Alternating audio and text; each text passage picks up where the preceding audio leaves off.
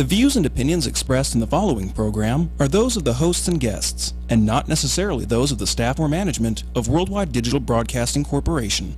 A wonderful way to start your day. More interviews, more fun. This is Sandy Kastel. Hi, and welcome to the Sandy Kastel Show. I'm here today with Blair Farrington. And, you know, Blair, you've been in town for a lot of years, because you were here before I got here. Well, I was here in 63, so maybe you didn't get here quite long before then. I came here first time in 73. Oh, 73, and I moved here in 75. But and where did you come from?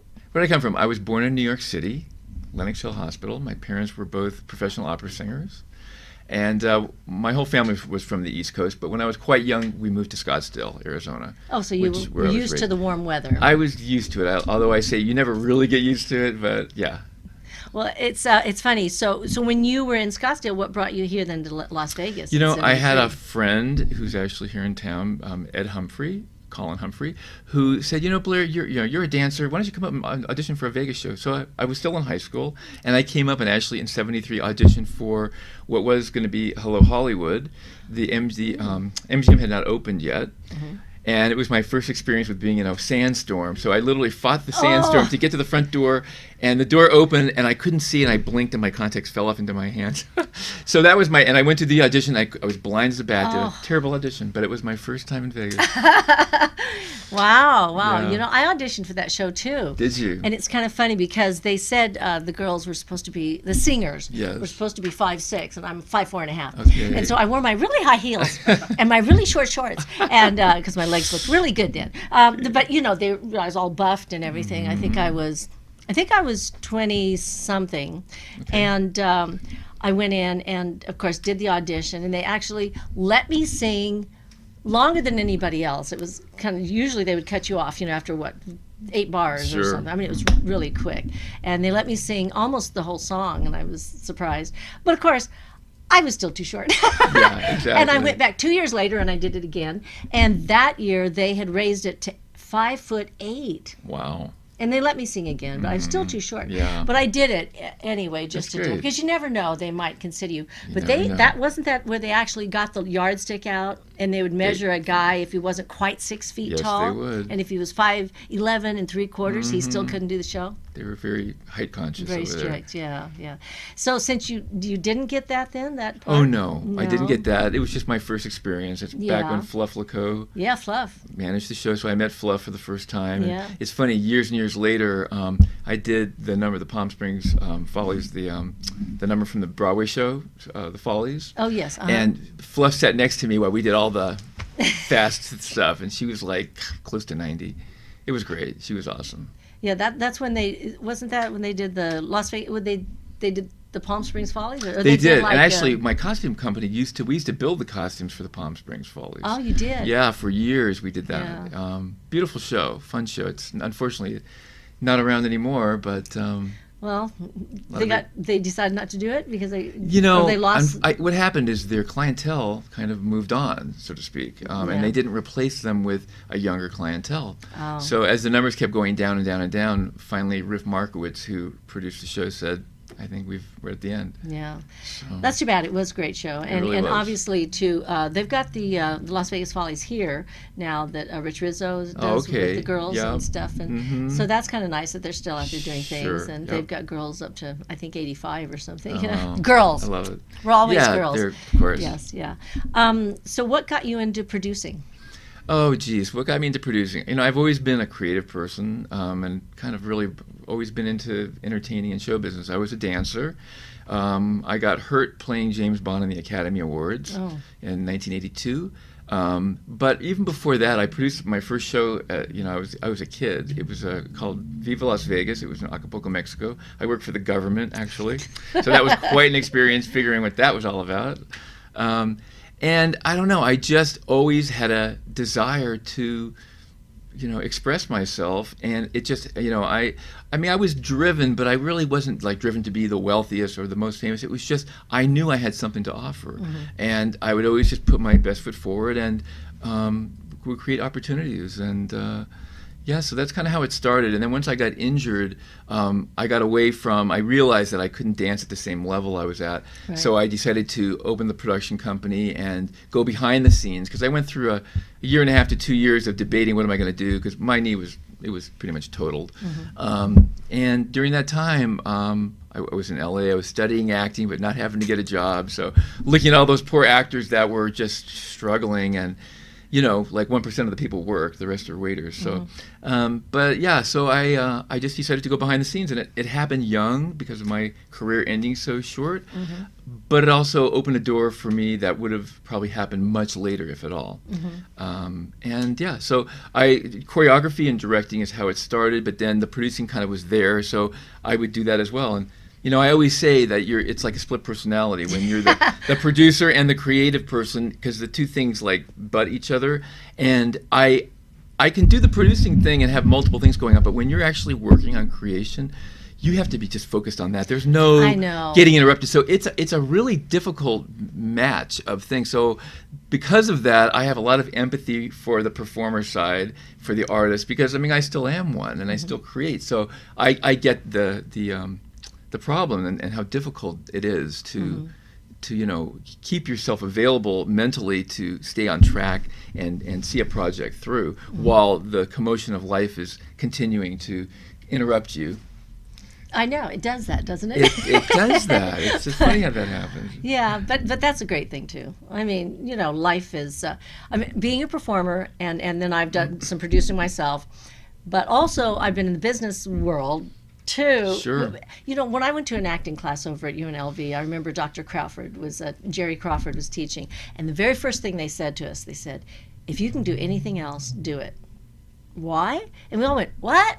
We're in an acting class. Why would you say that to us? And they said, because if you can do something else, if this is the only thing you can do and you must do it and you'll die to do this, then do it. But if there's anything else you can do, because it's easy to fall into that, doing a day job or doing a business job, then they said do it, because you're going to be told, you're too fat, you're too short, you're too tall, you're too thin, you're blonde, you're brunette, you're redhead, whatever. You're going to get so many no's before you ever get that first yes. Except, some people do, but that's like part of the business. It's like they say, nobody said this business was going to be a fair business. And, much of it isn't that in that regard. I see so many talented people who, for a variety of reasons, are not going to work. Like I said, when I was in LA all those years, a lot of incredible actors and actresses, and I could look at them and I could tell, I was guessing who was going to get a job and who wasn't. And, but at the same time, my acting coach always said,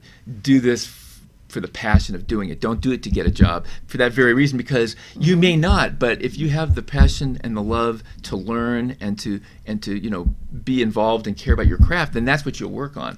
Right. And so for me, once I went kind of behind the camera, I wasn't the one having to put myself out there for the rejections, because that's not easy. It's not easy for anyone. It's easy to go, oh, don't take it personally. Well, it's you. It's quite personal. Of course we're going to take it personally. And that's why actors are so neurotic, really, because, they have to be sensitive in order to portray all these roles that they're going to, portray.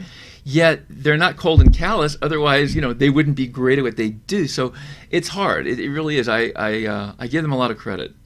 But I also love working with talented people. So, for me, it's about keeping it positive and being thankful for all the good things that happen. Yeah. I remember the other thing they would say is to continue to live, to live your life. Because as an actor, you're always pulling from life's experience. And if you just, you're just in a cocoon or whatever, thinking, oh, I'm going to do this, I'm going to do this, I'm going to do this. But also if you go out, you see the best actors, or a lot of the really, really talented ones that endure forever, for a long time, are the ones that have had a broad, they've learned, they've experienced life in so many different ways, or they've done roles that have taken them totally in a direction where they had to totally learn something. Like when somebody has to be a boxer, an athlete, a baseball player, something like that. They actually have to be able to do that. They have to learn the skill. They do. You can only fake it so much. Absolutely. I remember, you see a movie that's got a golfer or something in there. If your swing doesn't look right, they know you're faking it. Exactly. So, so being on the other side, and then being the producer, and then plus having that creative side where you created the shows, and that is the creative side. Sure.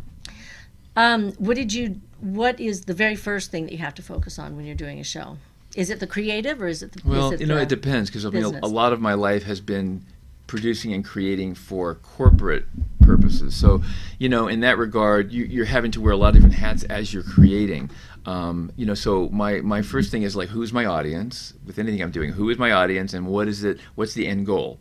And my process tends to, I try to be open-minded about how I'm going to go about even thinking about something, so that I don't constrict myself and my creativity while I'm trying to just go, okay, understand the basics, and then you can jump into how you think this is going to be created.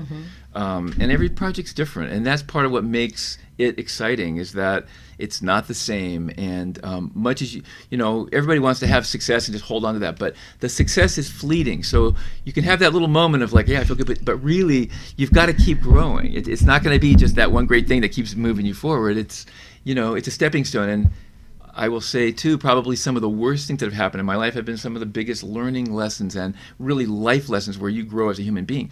When everything is good, like you're in nothing, a hit show and everything's great, that's wonderful, but you really don't grow during those periods. You grow when it's not the good times. And that's the same with actors as well. I think most creative people, they draw from those experiences, and a lot of those experiences are not the best parts of your life, but they end up being the richness of what you draw from.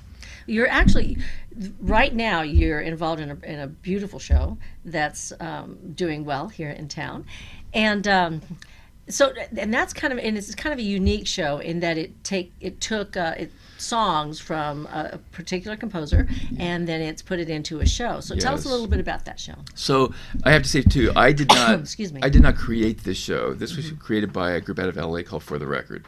Very talented people. So my company, Baz Theatrical, produces the show over at the Palazzo, and it is a mashup of Baz Luhrmann, the famous movie director Baz Luhrmann. It's the music and the stories from 3 of his most famous movies. Excuse me. Moulin Rouge, Romeo and Juliet, and The Great Gatsby. Right. Do you, my cynical sinners on the strip, believe in love?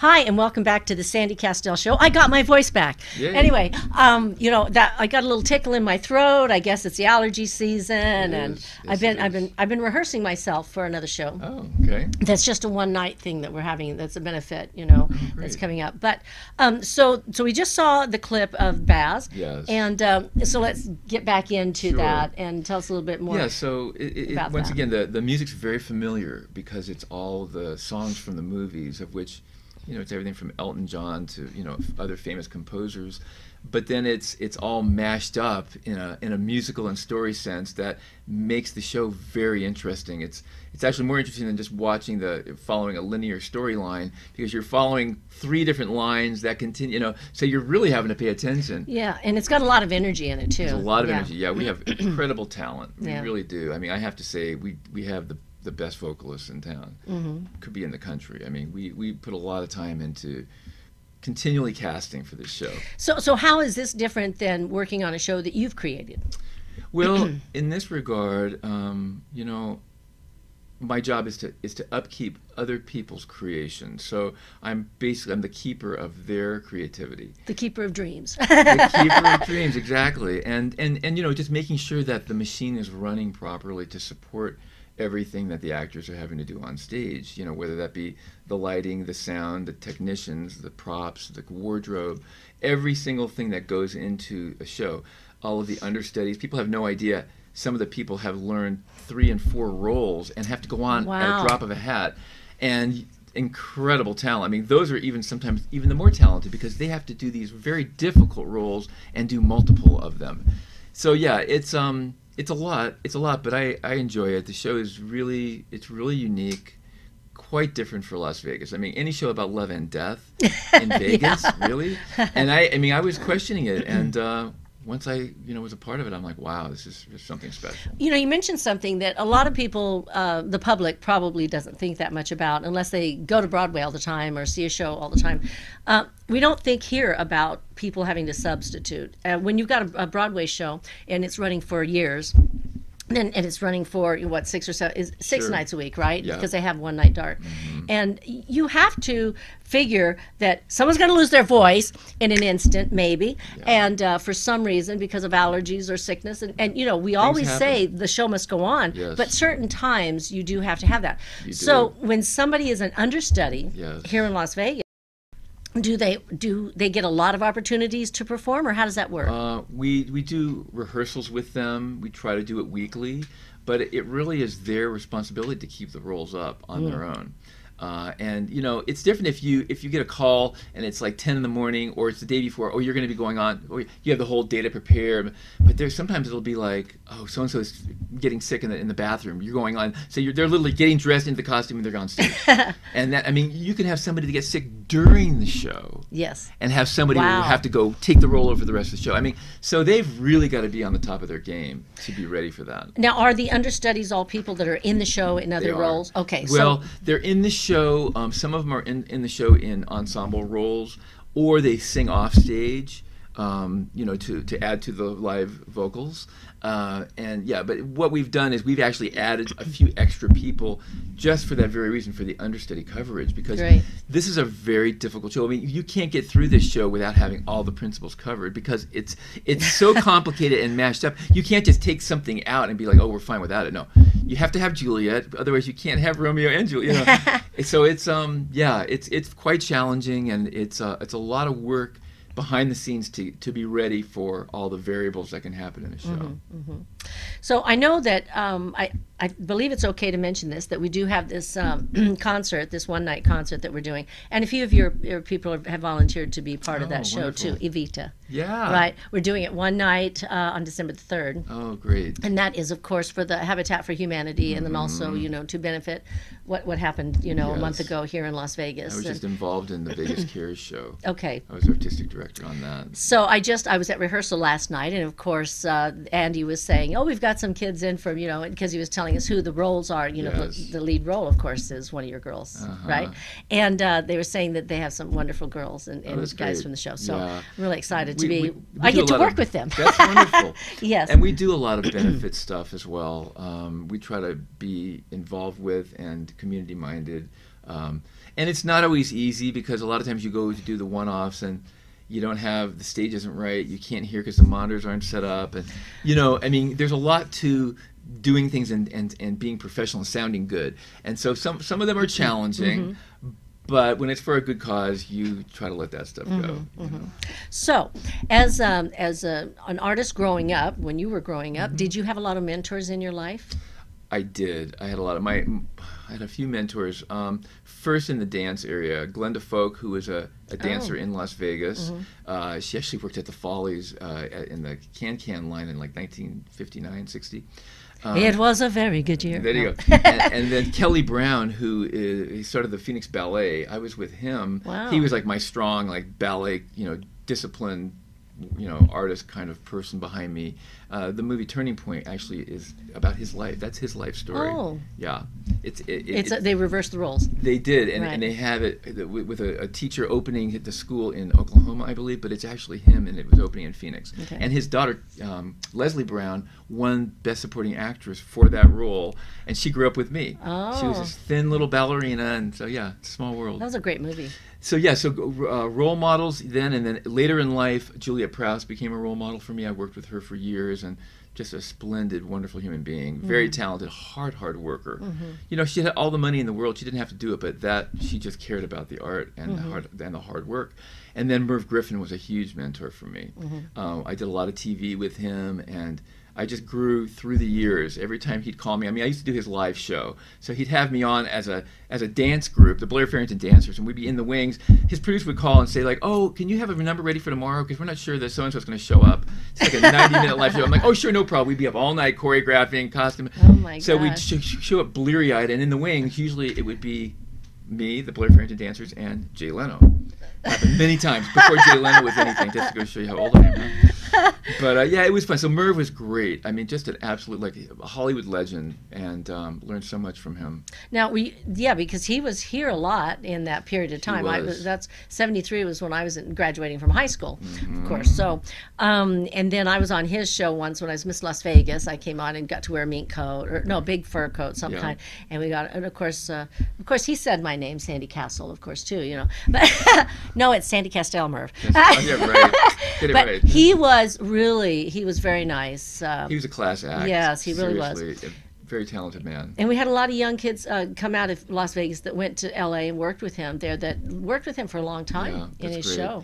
I was actually dealing with him up until he died. I wrote a one-man show for him that he never got to perform, but it was already getting bookings all over the place. All the agents were calling me, and I kept saying, "Merv, they want you in Palm Springs. They want you." And he's like, "Well," I don't know.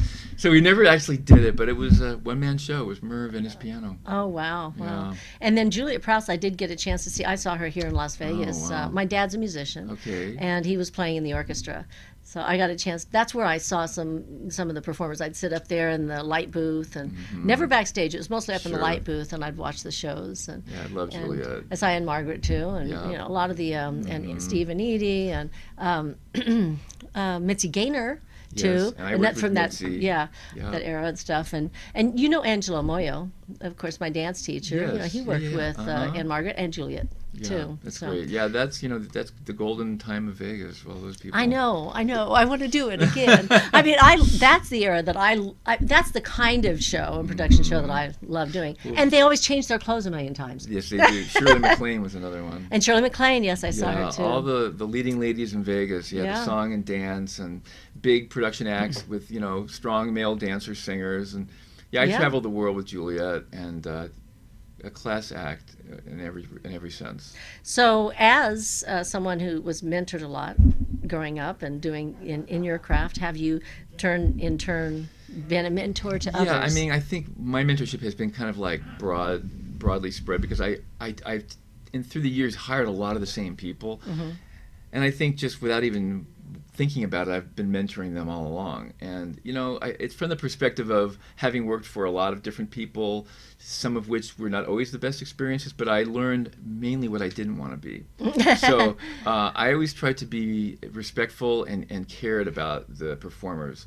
I tried to get them the best money, get them insurance, just take care of them, show them respect, and they give you their best work when you give them those tools. And so I always try to mentor in my ways. I taught dance for a long time too, but even though I think I was a decent teacher, after years of doing it and even being on the road teaching, I couldn't do it anymore. It was so draining for me for some reason, just the teaching all the time. I was like, I need to leave that to someone else. And I used to do a lot of kids shows, and that was also very draining. Well, working with kids? Working with kids, yeah. They have high energy, and keeping them roped in, I'm sure, oh my God, is it would be like 3 margaritas after the kids' rehearsals. Well, we're going to take a quick, brief pause, and we're going to listen to our sponsors, and then we'll be right back with Blair Farrington. Hi, I'm Sandy Kastel, the founder of WIMA. What is WIMA? WIMA is Women in Music and Arts, empowering artists of all ages through education, mentoring, and scholarships. You can find out more about us at wimafoundation.org.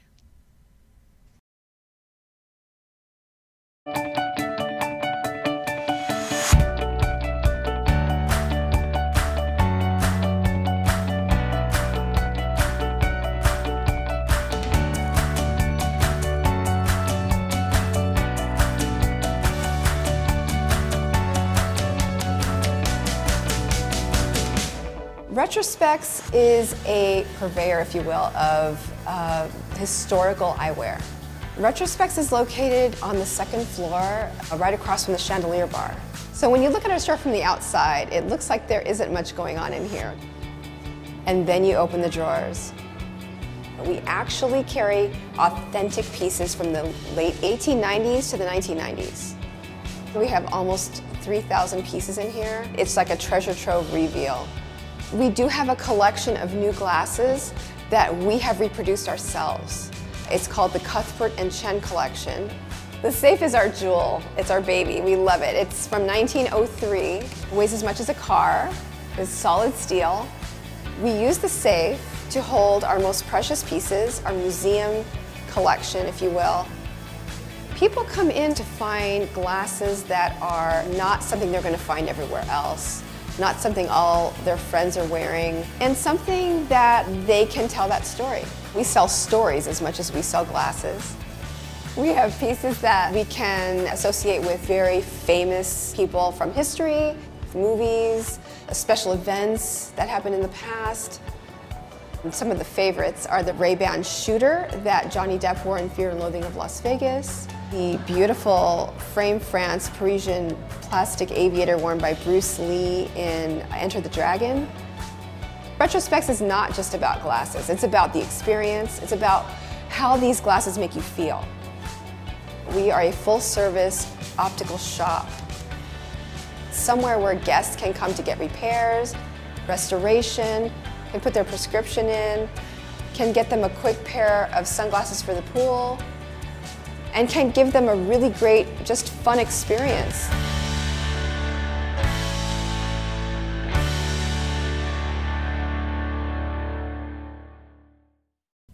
Hi, and welcome back to the Sandy Kastel Show. I'm here today with Blair Farrington, and he's had a long history here in Las Vegas, and it goes further back, but now he's here today with us, working on Baz, and also he's worked with a lot of other performers. So tell us a little bit about that, because I know that there's a lot of the current artists that you have done a lot with, too. I have. Well, actually, I'm going to start with Cher, who is both, you know, the former and current. So, oh, yeah. Yeah, I actually partnered Cher on the first time she ever danced on television. Really? Yeah, it was right after Saturday Night Fever came out. Right. I partnered her in a disco number. Was she in the show with Sonny then, or was no, this after? it was after Sonny. Oh. I think she just broke up. Because I don't remember her seeing her dance. That was like in then. 77. Okay. Yeah.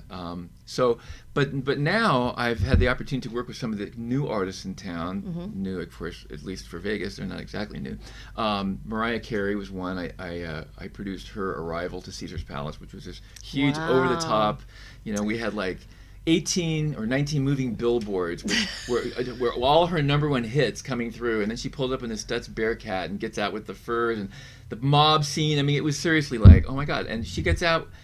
And I was like, you know, that's a star. She's a star. What can I say? You know. Yeah. So, and I also did a production number and arrival of Britney Spears. We did a Planet Hollywood, we did a mashup of all of the Britney hits.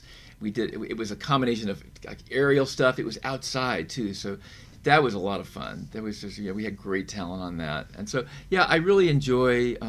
The new talent in Vegas too. I try to support it. When I worked on the Caesar's 50th, I directed that show, which was amazing. Tony Bennett was he closed the show. You could hear a pin drop, and this was a long evening, and people were like starting to not listen and talk. The minute he started, it was just amazing. Yeah. And J-Lo was on that show, so I worked with her, and I also did some. I did a big medley with Donnie Marie, Wayne Newton, And yeah, it was great. It was like all the old memories. But when you walking into that room, it was all the black and whites of all the stars. You know, Andy Williams opened Caesar's Palace. Yes. And they had the Rat Pack, and then there was, in black and white, standing with the Rat Pack was Tony Bennett. But then you're looking around, and like Tony Bennett's performing 50 years later here, and all the rest are gone. Yeah.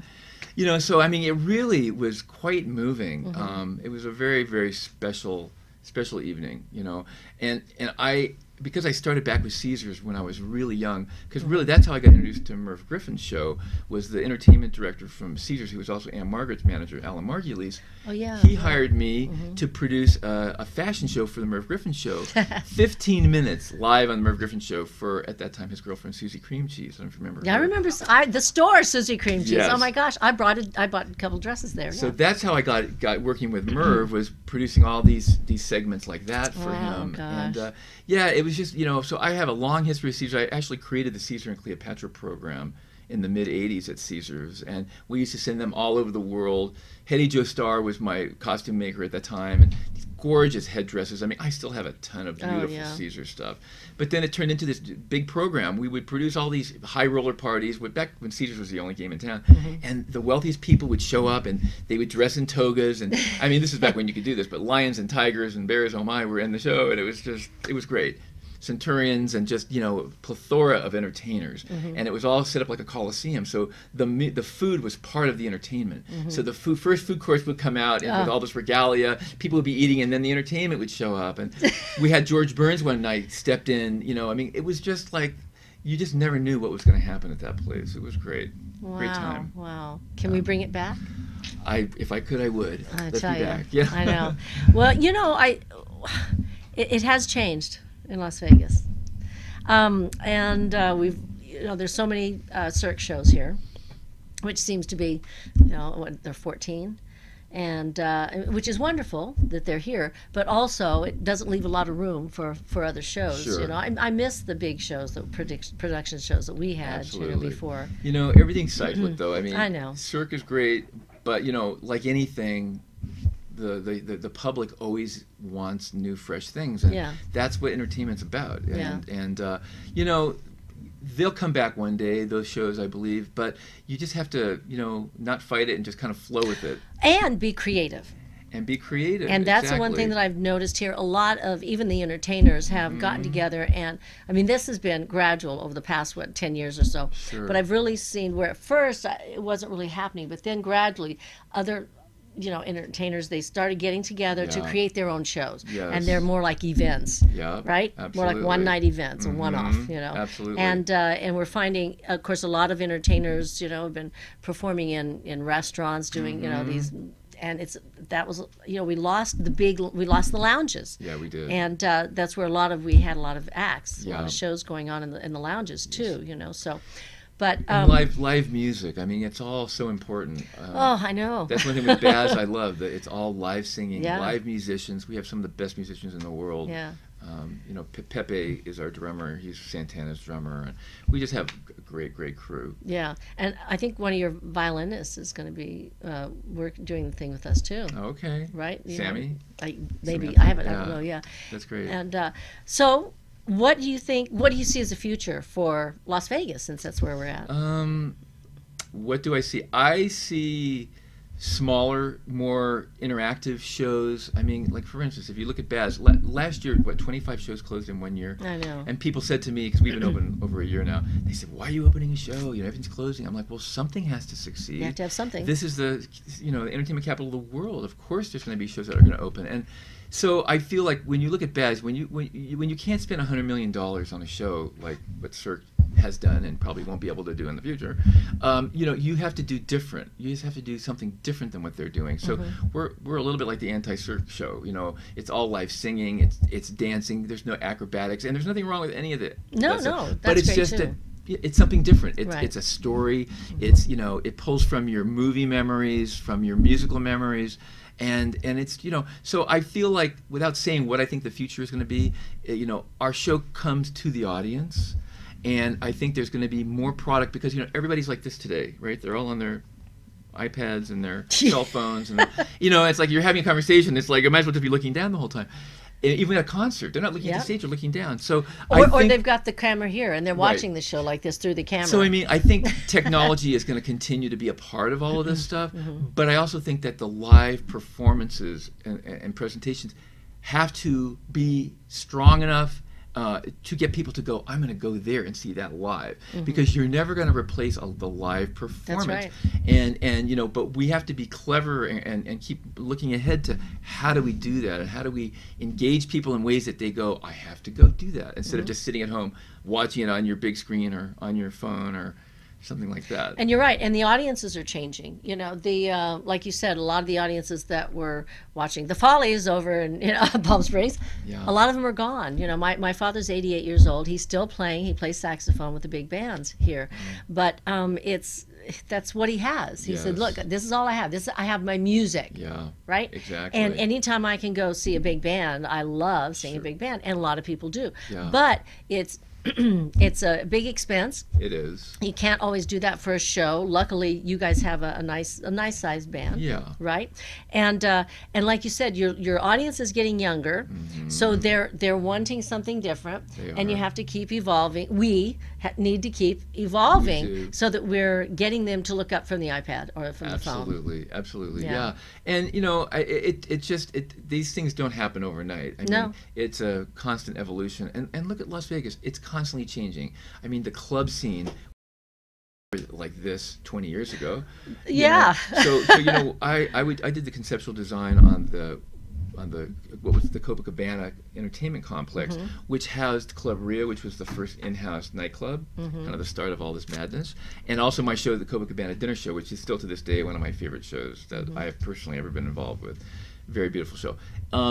But that started a whole trend of this nightclub stuff, which is making lots of money. And what it's done is it's actually taken attention away from what I would call real entertainment. I mean, it's all entertainment. I mean, even gaming's called entertainment. But, I'm talking a ticketed show entertainment is very different than, buying a drink or a bottle at a nightclub. Right.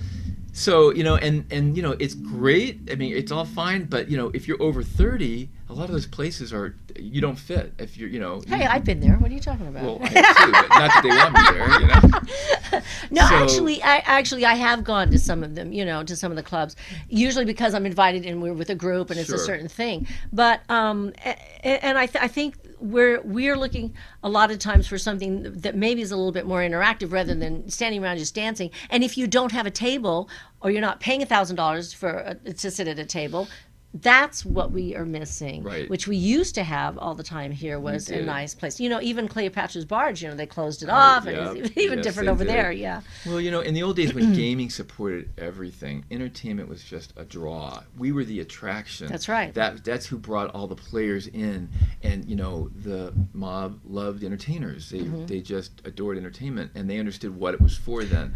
And, the gaming was just there, and when people would be feeling good and being taken care of, they would go and spend a lot of money gaming.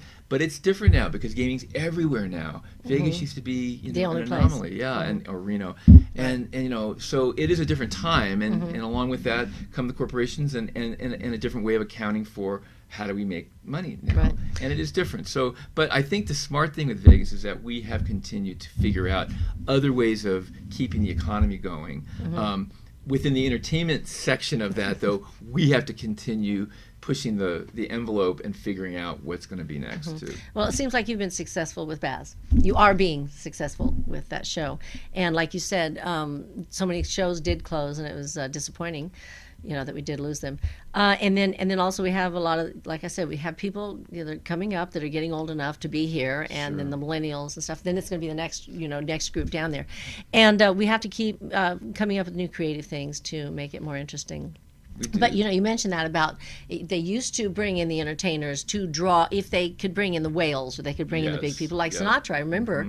I remember when they brought him in and he was making $50,000 for the weekend. $50,000, that was a lot of money. It's like, but they brought him into Caesars, and that's why they brought him in. They brought in the entertainers that could draw the big money gamblers. That's very true. And the funny thing is, because the years when I was at Caesars, when there'd be the big fights, or Diana Ross and all the big stars that would come, a lot of the big players, believe it or not, they'd be surrounded by all this stuff, but maybe they didn't even go to the show or didn't go to the fight.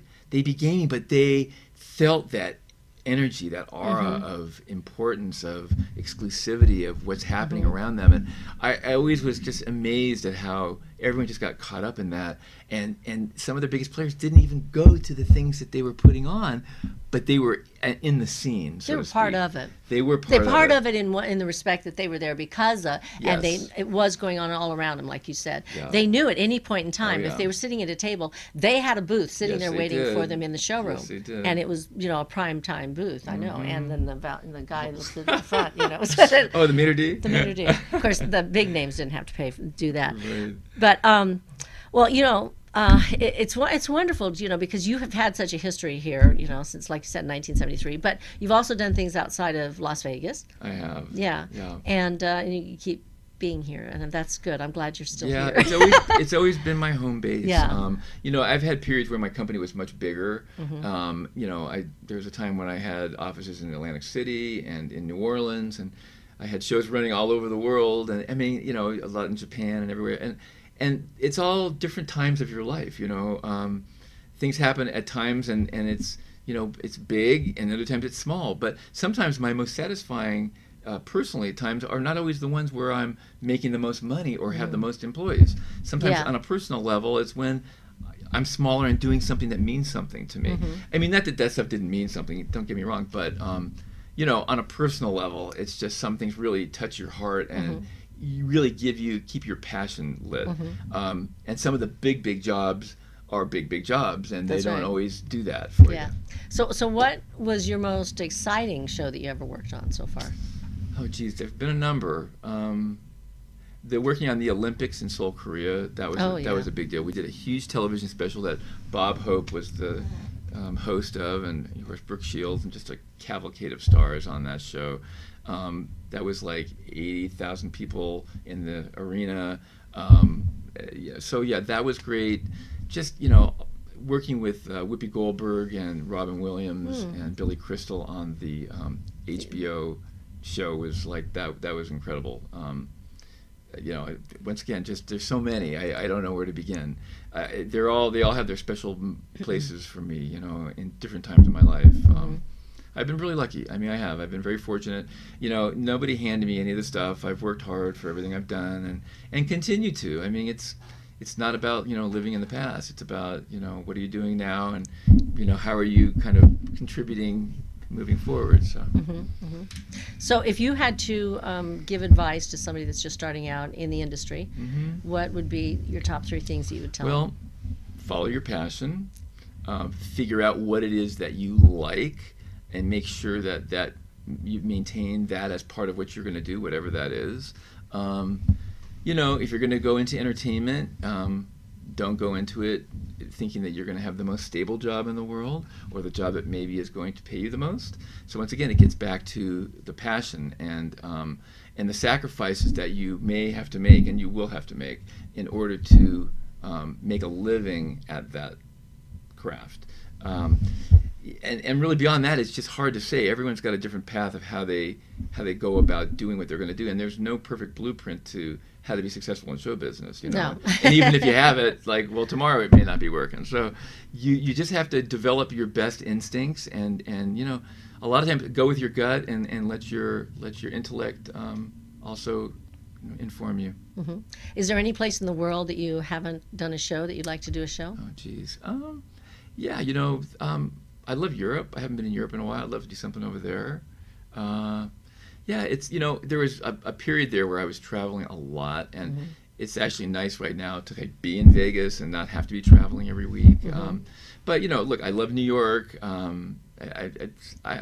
end up being happy wherever it is I end up, because I always feel fortunate that I'm able to do this. And so you just kind of outweigh the sacrifices in a way that you give up with that, not being home and not being with your animals or your wife, and so you have to sometimes forgo those things. But relationships. How has that been for you? Well, I'm lucky. I've been married to my wife Eunice for 40 years. Wow, congratulations. That's great. And we started the business together. So we've been through all the ups and downs you can go through. And she used to work very closely with me at the beginning with all the shows and stuff. And then that became too much. Let me say, working together and living together 24/7 is not always the best. It's, sometimes it's good to go home and have somebody fresh that's not going to talk about everything that you don't really need to talk about. So get a break from it. Yeah. And I love animals. I love nature. So I'm a huge animal lover, and they're a big passion of mine. Yeah, animals are great. They kind of you have to take care of them, and they have needs.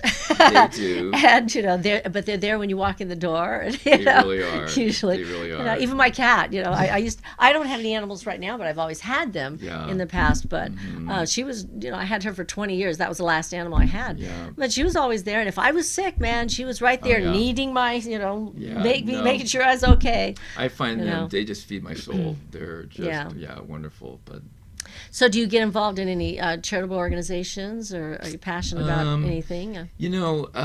Nothing specifically. I just kind of deal with them as they come up. I don't have one that I'm focused on. But there's a lot of good ones, and I can't give to all of them, but I do try to choose the ones that I think are the most meaningful to me. So yeah. Well, God, we had such a wonderful time, and it's already winding down here. Is there anything, John? Do you have a question? John likes to throw in a question every once in a while. John.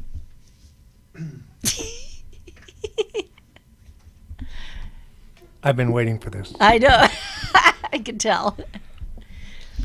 Of all the shows that you have produced or starred in or been a part of, what's the one that stands out most in your mind? The one that you will never, ever forget? That moment when you go, oh, man, this is it. Oh, boy, that's a tough one.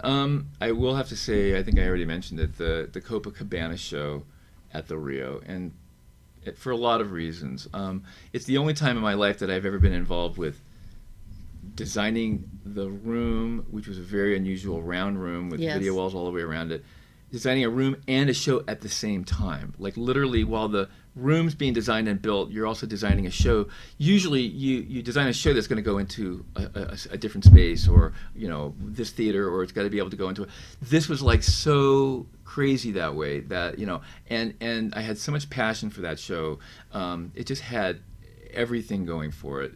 It appealed to all ages. It was classy. The talent was amazing, and the costumes and the experience. I mean, the customer would come in, and I would just watch their faces. It was 2 hours, which included it was a dinner show. So they'd come in. There'd be a live band. They would be dancing and having cocktails. You'd order and everything. This was back when Tony Marnell ran everything. And let me tell you, the guy, #1 class act when it came to like doing everything the right way. The food was spectacular. The service was great. We trained all the waiters to be a part of the show, so they were invested in the show. And by the end of the show, I always said, you could do a commercial with some old guy like hobbling in with a cane. At the end, he'd be dancing out, because at the end of the show, literally, it became a party. Everyone's on their feet. We congaed the people all around the room.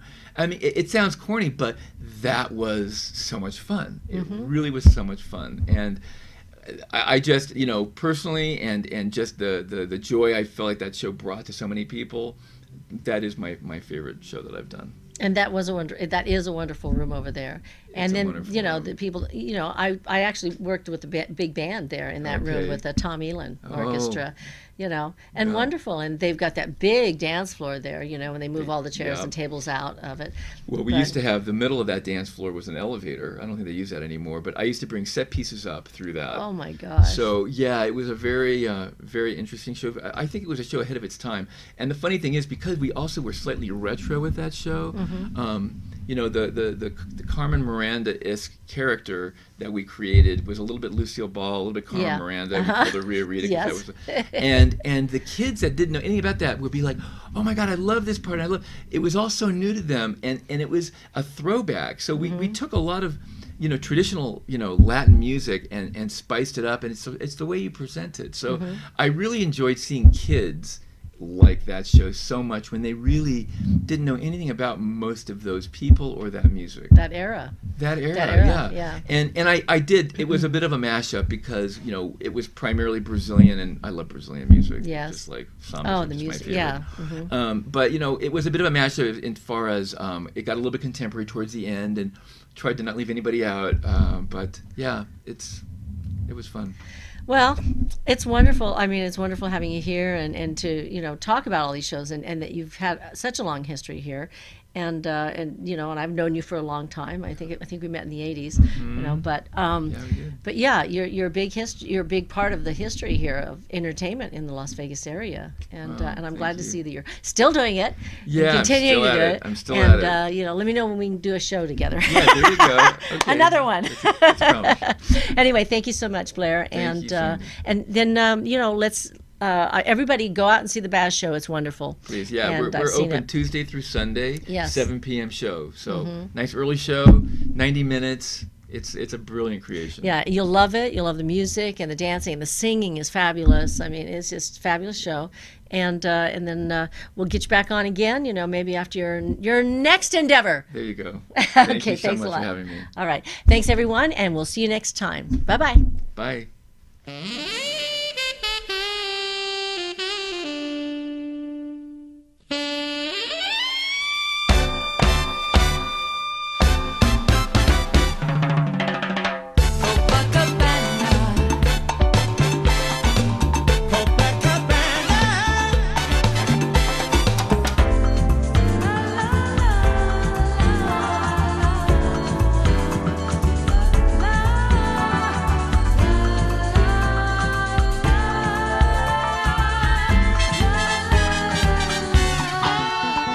Let's rock this place.